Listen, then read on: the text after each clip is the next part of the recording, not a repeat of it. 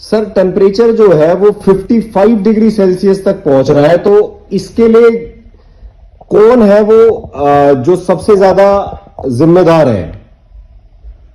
देखिए, इसके लिए ना हमें समझना है कि हम खुद ही इसके लिए जिम्मेदार हैं। आप देखिए कि एक कमरे के अंदर एक एसी चल रहा है, आपको कमरे को तो उसने ठंडक कर दिया और आपकी जो इस कमरे बाहर फेंक दिया, और बाहर का टेम्परेचर बढ़ेगा नहीं बढ़ेगा। ऐसे आप लाखों घरों की बात करो, सबके हमने एसी लगा रखे हैं, लाखों एसी के कमरों की, जहाँ के आम लोग भी रह रहे हैं, आम लोग आ रहे हैं जा रहे हैं, तो टेम्परेचर तो नेचुरली 2-2 1-1 डिग्री भी बढ़ते बढ़ते, जब 1 लाख एसी का छोटा सा 1 किलोमीटर के एरिया के अंदर इतने सारे एसीज काम करेंगे तो टेम्परेचर तो बढ़ाएंगे नंबर 1।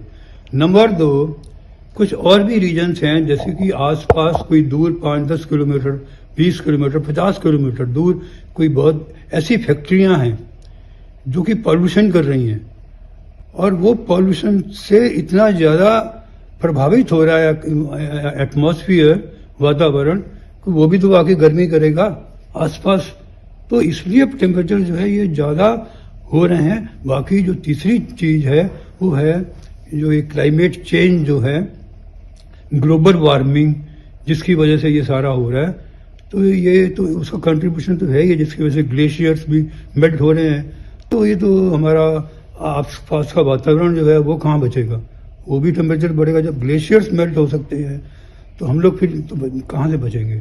तो ये हमें जो है अपने आप पे सेल्फ कंट्रोल करना बड़ा ज़रूरी है। इस जो गॉड जो नियम्स वगैरह हैं, ताकि जो आजकल 4 स्टार 5 स्टार एयर कंडीशनर आ रहे हैं जो एनर्जी कम लेते हैं, इन सब पे काम करना होगा, ऐसी व्यवस्था करनी होगी। अब चीज़ें आ गई है कि घर भी ऐसे बन सकते हैं जहाँ एयर कंडीशन की जरूरत ही नहीं है।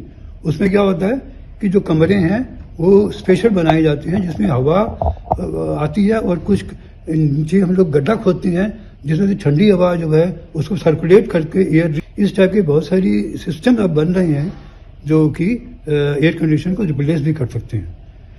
तो एक एग्जांपल है गुजरात पीठ अहमदाबाद के पास, जहाँ महात्मा गांधी का जी। वहाँ पे एक बहुत बड़ा ऑडिटोरियम बनाया गया है जिसमें एक भी एयर कंडीशन नहीं है। जी सर। सर्कुलेशन ऑफ एयर से करना होगा। जी sir, thank you so much sir.